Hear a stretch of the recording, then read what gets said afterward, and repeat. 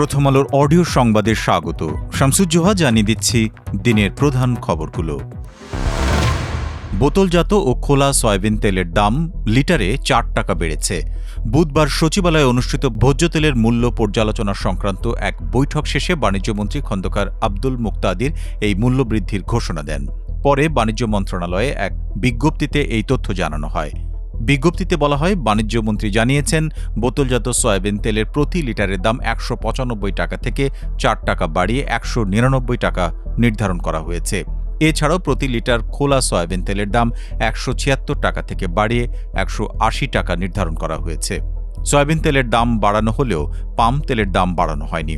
Trading corporation of Bangladesh টিসিবির মঙ্গলবারের তথ্য অনুযায়ী বাজারে 1 লিটার খোলা পাম তেল 161 থেকে 168 টাকায় বিক্রি হচ্ছে, আর প্রতি লিটার খোলা সুপার পাম তেল 165 থেকে 172 টাকায় বেচাকেনা হচ্ছে। প্রধানমন্ত্রী তারেক রহমান বলেছেন, হাওড়াঞ্চলে ভারী বর্ষণে ক্ষতিগ্রস্ত কৃষকদের চিহ্নিত করে আগামী 3 মাস সরকারের পক্ষ থেকে সহযোগিতা দেওয়া হবে। বুধবার জাতীয় সংসদে হাওড়াঞ্চলের এক সংসদ সদস্যের কৃষকদের দুর্ভোগ তুলে ধরার পর একথা জানান প্রধানমন্ত্রী।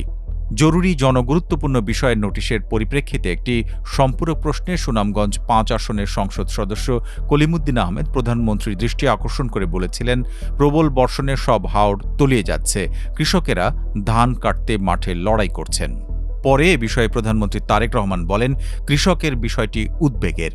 3 দিন আগে আবহাওয়া প্রতিবেদনের উপর ভিত্তি করে তিনি 3টি জেলায় স্থানীয় প্রশাসনকে নির্দেশনা দিয়েছিলেন যেন পূর্বাভাস অনুযায়ী বৃষ্টিপাত হলে ব্যবস্থা নেন।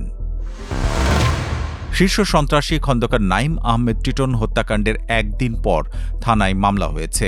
তার ভাই সাইদ আক্তার রিপন বুধবার ঢাকার নিউ মার্কেট থানায় মামলাটি করেন।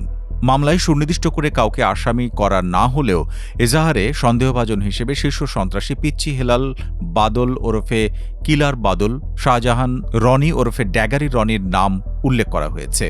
তাঁদের সঙ্গে বসিলায় কোরবানির পশুর হাটের ইজারা নিয়ে টিটনের বিরোধ চলছিল বলে জানিয়েছেন বাদী।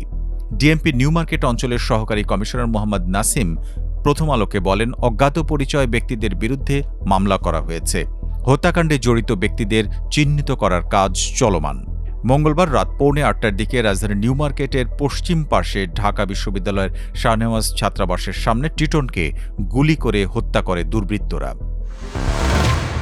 সংরক্ষিত নারী আসনের 49 জন প্রার্থীকে বিজয়ী ঘোষণা করে বৃহস্পতিবার নির্বাচন কমিশন গেজেট প্রকাশ করবে বলে জানিয়েছেন রিটার্নিং কর্মকর্তা ইসির যুগ্ম সচিব মঈনুদ্দিন খান। বুধবার বিকেলে আগারগাঁও নির্বাচন কমিশন ভবনে প্রেস ব্রিফিংয়ে তিনি একথা জানান। এই 49 জন প্রার্থীর মধ্যে রয়েছে বিএনপির 36 জন, জামায়াতে ইসলামী, এনসিপি সহ 11 দলীয় জোটের 12 জন এবং স্বতন্ত্র 1 জন। রিটার্নিং কর্মকর্তা মঈনুদ্দিন খান বলেন, জাতীয় সংসদ নির্বাচন আইন 2004 অনুযায়ী 18 এপ্রিল তফসিল ঘোষণা করা হয়েছিল। তফসিল অনুযায়ী প্রার্থিতা প্রত্যাহারের শেষ দিন ছিল আজ, কিন্তু এই সময়ের মধ্যে কোনো প্রার্থী মনোনয়নপত্র প্রত্যাহারের আবেদন করেননি। যতটি শূন্য পদ ছিল তার ঠিক সমপরিমাণ মনোনয়নপত্র জমা হয়েছে। তাই নির্বাচন কমিশনের আইন অনুযায়ী 30 এপ্রিল গেজেট প্রকাশ করা হবে।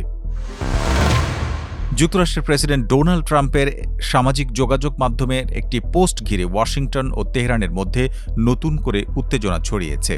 ট্রুথ সোশ্যালে একটি ছবি শেয়ার করেছেন ট্রাম্প। সেখানে তার পেছনে ভয়াবহ বিস্ফোরণের দৃশ্য দেখা যাচ্ছে। ছবির ওপর বড় অক্ষরে লেখা, no more mister nice guy, অর্থাৎ ভদ্র সাজার দিন শেষ। ছবির সঙ্গে দেওয়া পোস্টে ডোনাল্ড ট্রাম্প অভিযোগ করেন, ইরান পরমাণু অস্ত্রমুক্ত চুক্তির পথে হাঁটতে ব্যর্থ হচ্ছে।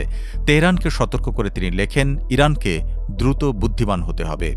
যুক্তরাষ্ট্র এবং ইরানের মধ্যে চলমান আলোচনা নিয়ে যখন গভীর অনিশ্চয়তা তৈরি হয়েছে, ঠিক তখনই ট্রাম্পের এই কড়া বার্তা এলো। সাম্প্রতিক দিনগুলোতে ট্রাম্পের অবস্থানে এক ধরনের অস্থিরতা দেখা যাচ্ছে। ট্রাম্প কখনো কূটনীতির মাধ্যমে সমাধানের কথা বলছেন, আবার কখনো আলোচনা ব্যর্থ হলে ভয়াবহ পরিণতির হুঁশিয়ারি দিচ্ছেন। এই ছিল এখনকার মতো। প্রথম আলোর অডিও সংবাদ শুনুন আমাদের ইউটিউব চ্যানেল, ফেসবুক পেজ এবং আমাদের ওয়েবসাইট prothomalo.com-এ।